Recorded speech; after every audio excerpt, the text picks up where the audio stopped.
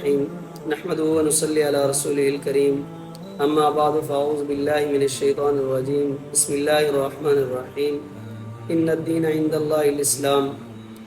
میرے محترم سامعین، آج آپ حضرات کے سامنے جس ٹاپک پہ گفتگو کرنی ہے وہ ہے 4 ایسے سنہرے اعمال کہ اگر انسان ان 4 اعمال کو اپنی زندگی میں لے آئے تو انسان کامیاب ترین انسان بن سکتا ہے۔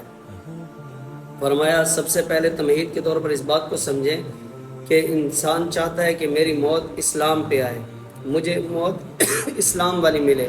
اس کے لیے انسان کو اسلام والی زندگی گزارنی پڑے گی۔ اور اسلام والی زندگی کیسے گزرے گی؟ اس کے لیے انسان کو اپنے آپ کو گناہوں سے بچانا پڑے گا۔ اور انسان گناہوں سے کیسے بچ سکتا ہے؟ اس کے لیے نیک لوگوں کی مجلس میں بیٹھنا پڑے گا، اور نیک لوگوں کی مجلس میں جب بیٹھیں گے تو اچھے اعمال کا جذبہ پیدا ہوگا اور گناہوں سے نفرت پیدا ہوگی۔ فرمایا جب اچھے لوگوں کے ساتھ بیٹھیں گے، اچھے اعمال کا جذبہ ہوگا تو گناہوں سے بچے گا۔ جب گناہوں سے بچے گا تو اسلام والی زندگی اس کے اندر آنا شروع ہو جائے گی، اور جب انسان اسلام والی زندگی پہ آئے گا تو جب موت آئے گی تو موت بھی اسلام والی آئے گی۔ یہ تو پکی ٹھکی بات ہے کہ فرمایا جیسے زندگی گزارو گے ویسی انسان کو موت آئے گی، اور جیسی موت آئے گی قیامت والے دن انسان اسی حالت میں اٹھایا جائے گا۔ اگر نشے کی حالت میں مرا ہے تو قیامت والے دن اسی حالت میں اٹھایا جائے گا۔ اگر شہادت کی حالت میں مرا ہے تو قیامت والے دن ایسے شہادت کی حالت میں اٹھایا جائے گا۔ اگر نماز پڑھتے ہوئے مرا ہے تو قیامت والے دن بھی ایسی اس حالت میں اٹھایا جائے گا۔ تو میرے بھائی ڈاکٹر عبدالحی صاحب ہیں، انہوں نے مفتی رفیع عثمانی صاحب کو فرمایا کہ زندگی کو خوبصورت بنانا چاہتے ہو تو 4 خوبصورت عمل کر لو، آپ کی زندگی دنیا آخرت کی خوبصورت بن جائے گی۔ فرمایا وہ 4 عمل کون سے ہیں؟ آپ بھی سنیں، آپ بھی اس کو اپنی زندگی میں لائیں، میں بھی کوشش کروں۔ انشاءاللہ اگر ہم ان اعمال کو اپنی زندگی میں لے آئیں گے تو ہماری زندگی خوبصورت بن سکتی ہے۔ فرمایا وہ 4 عمل، سب سے پہلا عمل شکر ہے، دوسرا عمل صبر ہے، تیسرا عمل استغفار ہے، اور چوتھا عمل استعاذہ ہے۔ شکر، صبر، استغفار اور استعاذہ، جس کی زندگی میں یہ 4 باتیں آ گئیں وہ انسان خوبصورت زندگی گزارنے والا انسان بن جاتا ہے۔ فرمایا اگر اللہ نے نعمتیں دی ہیں، سب سے پہلی چیز شکر ہے۔ اگر اللہ نے نعمتیں دی ہیں تو ان کا شکر ادا کریں۔ صبح اٹھے ہیں، اللہ تعالیٰ نے بغیر کسی بیماری کے سلا دیا، اور بغیر کسی بیماری کے اللہ نے زندگی کا نیا سورج طلوع کر دیا تو انسان شکر ادا کرے۔ ٹائم پہ کھانا مل گیا، شکر ادا کریں۔ ٹائم پہ گاڑی مل گئی، شکر ادا کریں۔ ٹائم پہ صحت تندرستگی کے ساتھ چلن کے ساتھ کاروبار اور کام آج کا مکمل ترتیب کے ساتھ اختتام پذیر ہوا تو اللہ کا شکر ادا کریں۔ فرمایا شکر کرنے سے انسان کو 2 فائدے ملتے ہیں، ایک دنیا میں اور ایک آخرت میں۔ ما یفعل اللہ بعذابکم ان شکرتم وآمنتم وکان اللہ شاکرا علیما۔ اور دوسری جگہ اللہ نے فرمایا لئن شکرتم لازیدنکم۔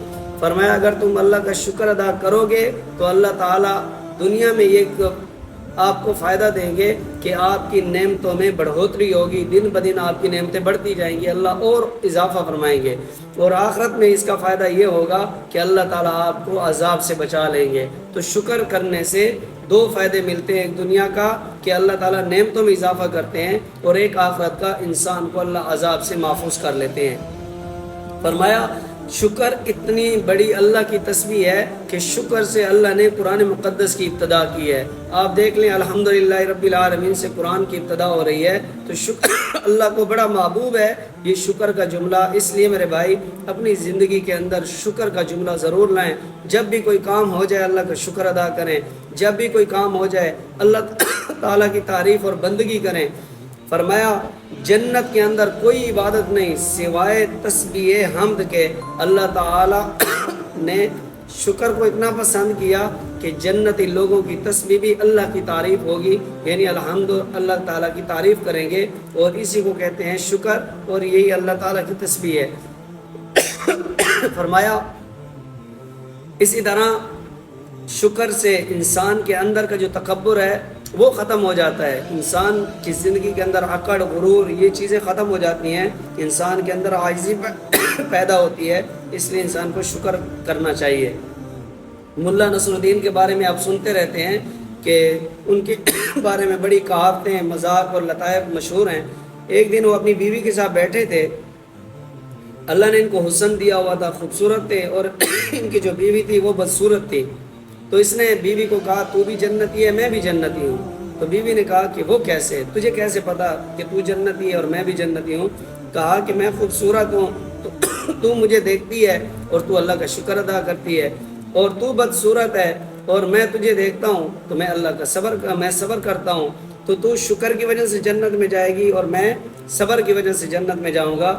فرمایا دوسرا عمل جو ہے وہ صبر ہے۔ انسان کو اگر کوئی نعمت مل جائے تو شکر ادا کرے، اگر نعمت نہیں ملی تو پھر انسان صبر کرے۔ فرمایا شکر اور صبر یہ ایک دوسرے کے ساتھ خاص ہیں۔ شکر درخت ہے، صبر ایک زرخیز مٹی ہے۔ فرمایا کہ جس کے اندر زرخیزی کی مٹی کی اندر صلاحیت نہیں ہوگی وہاں شکر کا درخت بھی نہیں ہوگا۔ اگر آپ کی زندگی کے اندر صبر کا مادہ ہے تو شکر بھی ہوگا۔ اس لیے میرے بھائی شکر کے ساتھ صبر کو بھی استعمال کریں۔ فرمایا اللہ نے قرآن مجید کے اندر وَاسْتَعِينُوا بِالصَّبْرِ وَالصَّلَاةِ، جب کوئی پریشانی آئے، جب کوئی مصیبت آئے تو اللہ سے مدد مانگے نماز پڑھ کر اور صبر کر کے، اللہ تعالیٰ آپ کی زندگی میں بہتر فیصلے لائیں گے۔ تیسرے نمبر پہ تیسرا عمل ہے استغفار۔ جب حضرت آدم علیہ السلام کو اللہ نے پیدا کیا تو شیطان نے کہا تھا کہ میں آپ کی مخلوق کو، حضرت آدم کی اولاد کو میں ورغلاؤں گا، پھسلاؤں گا، گمراہ کروں گا، تیرے راستے سے ہٹاؤں گا۔ تو اللہ تعالیٰ نے حضرت آدم علیہ السلام کو دنیا میں بھیجا تو استغفار دے کر بھیجا کہ تم شیطان کے مقابلے میں استغفار کرو۔ شیطان سے پوچھا گیا کہ تو لوگوں کو گمراہ کرتا ہے؟ کہا گمراہ کرتا ہوں۔ کہا پھر لوگ اس کے اوپر گمراہی پہ رہتے ہیں؟ کہا نہیں، لوگ مجھے ہلاک کر دیتے ہیں۔ کہا وہ کیسے؟ کہا توبہ اور استغفار کے ذریعے، جب میں ان سے گناہ کرواتا ہوں تو یہ توبہ استغفار کر کے یہ مجھے ہلاک کر دیتے ہیں۔ تو میرے بھائی یہ ایک ایسا ہتھیار ہے جس سے شیطان بھی دور بھاگتا ہے۔ اپنی زندگی کے اندر استغفار کو لائیں، اپنی گزشتہ زندگی کے اوپر معافی تلافی کی زندگی کو گزاریں، انشاءاللہ آپ کی زندگی خوبصورت گزرے گی۔ فرمایا چوتھی چیز انسان کے اعمال میں سے فرمایا استعاذہ ہے۔